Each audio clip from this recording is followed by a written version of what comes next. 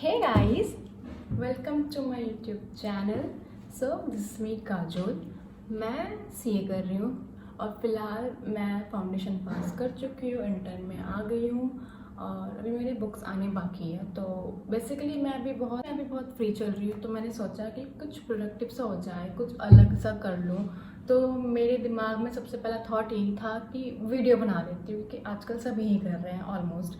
तो जैसे कि आप आए हो इस वीडियो में तो आपको पता चल गया होगा कि ये वीडियो किस बेसिस पे है. सो बेसिकली ये वीडियो इस पे है कि how I got 66 in economics. बस यही है जो है.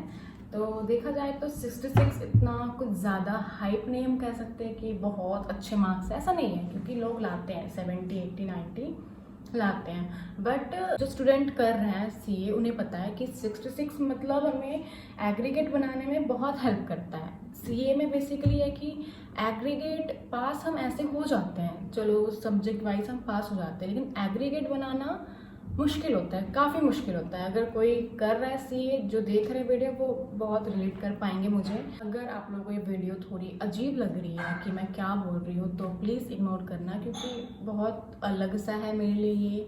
और कुछ मतलब मैंने स्क्रिप्ट नहीं बना रखा कि क्या बोलना है क्या नहीं बोलना है, मैं बस ऐसे बोले जा रही हूँ. जस्ट मैं इन्जॉय करना चाहती हूँ इस वीडियो को. तो सबसे मैं बस ये कहना चाहूँगी कि तीन स्टेप है. एक तो सबसे पहला जो इको हमारा होता है वो बहुत ही इजी होता है. अगर आप अपने लेवल, क्योंकि हम 11-12 में पढ़ चुके होते हैं इको, और ऑलमोस्ट वही है, कुछ नया सा नहीं है. 11-12 में हमने जो पढ़ा है ऑलमोस्ट वही है. तो देखा जाए तो सबसे इजी मेरे लिए था, लेकिन फिर भी 66 है, बहुत शेम है, लेकिन कोई बात नहीं. पास होना मैटर करता है, जो हो गया है अब फ़र्क नहीं पड़ता. मार्क्स लेके फ़र्क नहीं पड़ता कि कितना मिला कितना नहीं मिला, आई डोंट केयर. हाँ, तो मैं स्टेप बाय स्टेप बताऊंगी. सबसे पहला कि कॉन्सेप्ट को अच्छे से पढ़ो कि हाँ क्या बोल रखा है, क्या कहना चाह रहा है, और हमें उस चीज़ को कैसे समझना है. अगर कॉन्सेप्ट आपको क्लियर है कि हाँ इस बंदे ने इसमें क्या बोला है, तो मैं बोल सकती हूँ कि आप 66 क्या बहुत अच्छे मार्क्स गेन कर सकते हो. मुझे एक्चुअली मैं थोड़ा पेपर में जाके घबरा जाती हूँ. मेरा ये प्रॉब्लम है कि मैं घर में बहुत अच्छा पढ़ूंगी, मैं टेस्ट बहुत अच्छा दूंगी, लेकिन इसमें पेपर में देने जाऊंगी ना, तो मैं शिवर करने लग जाती हूँ. अगर आप वो ऐसे स्टूडेंट्स नहीं हो कि हाँ पेपर में जाके पेपर दे के घबरा जाते हो पहले, तो आप बहुत अच्छा गेन कर सकते हो. ऐसा नहीं है कि 66 तो 66 ही, आप 80-90 भी गेन कर सकते हो अगर आपका कॉन्सेप्ट क्लियर है. ठीक है, एक तो हो गया कॉन्सेप्ट क्लैरिटी. दूसरा हुआ कि मॉड्यूल रीडिंग. पता है क्या होता है ना कि हमें इतना ज़्यादा मटेरियल मिलता है ना, कि इंस्टीट्यूट से मिलता है, हम बाहर से ढूंढते हैं, चार्ट्स वगैरह. इन सब पे मत जाओ. मैं पर्सनल एक्सपीरियंस से बोल रही हूँ कि इन सब पे मत जाओ.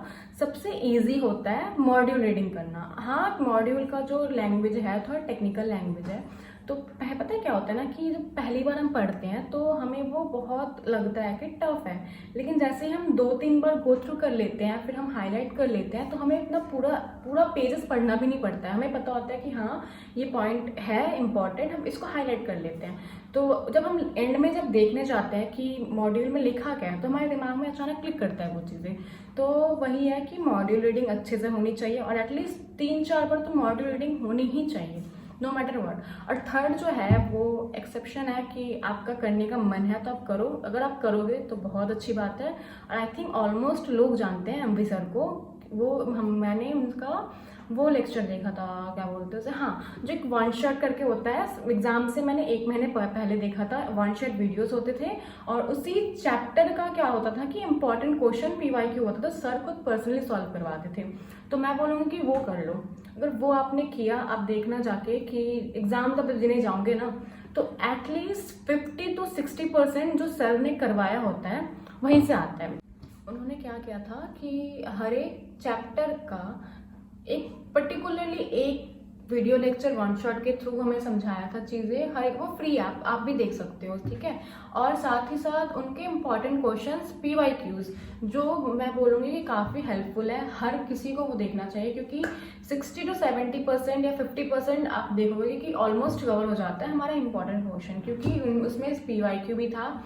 तो मैं पर्सनली बोलना चाहूँगी कि हर कोई वो वीडियो जाके देखो. आई थिंक अब भी होगा, क्योंकि जब मैंने क्लियर किया था कुछ टाइम हुआ है अभी जस्ट, तो उसमें था वीडियोस, तो मेरे ख्याल से डिलीट तो नहीं हुआ होगा आप, लेकिन एक बार जाके ज़रूर देखो, ठीक है। तो बस यही है, मैं बस फिर से बोलूँगी वही 3 सिंपल सी चीज़ें। कॉन्सेप्ट अच्छे से क्लियर होना चाहिए, सेकंड मॉड्यूल जितना हो सके उतना रीड करो, और थर्ड हमारा वही वो चैनल था जिससे मैंने पढ़ा था, जिससे और ऑलमोस्ट मेरे सारे दोस्तों ने ही पढ़ा था, ठीक है।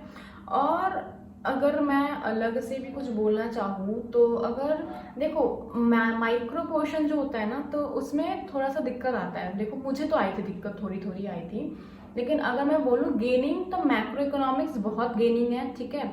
सबसे अगर मैं बोलूँ कि अगर इकट्ठा 10 मार्क्स का मैं बोलूँ तो वो हमारा है लास्ट चैप्टर इंडियन इकोनॉमी। उसमें क्या मैं बताती हूँ, उसमें ना ज़्यादा मत पढ़ना, उसमें क्या करना कि क्योंकि वो थोड़ा रट्टाबाजी है तो उसमें ज़्यादा मत पढ़ना। मॉड्यूल में क्या है कि पीछे एक स्कीम दे रखा है पूरा एक लाइन से कि हाँ ये स्कीम किस लिए है, किस लिए इस स्कीम को लाया गया, वो पढ़ लो और नेम याद कर लो, ठीक है। क्योंकि जो हमारा नेम भूलना मत, क्योंकि ऑलमोस्ट सब लगता है कि एक जैसा है, तो वो नेम का पोर्शन बहुत बहुत मेन फैक्टर है कि आपको वो स्कीम का नेम याद होना चाहिए और उसका मोटो याद होना चाहिए कि वो क्यों है, किस लिए आया। और जो कुछ इंपॉर्टेंट डेट्स है, देखो डेट्स हर किसी को नहीं याद होती है, ठीक है, लेकिन फिर भी कुछ कुछ डेट्स ऐसे होते हैं कि याद कर लो क्योंकि वो आना ही आना है।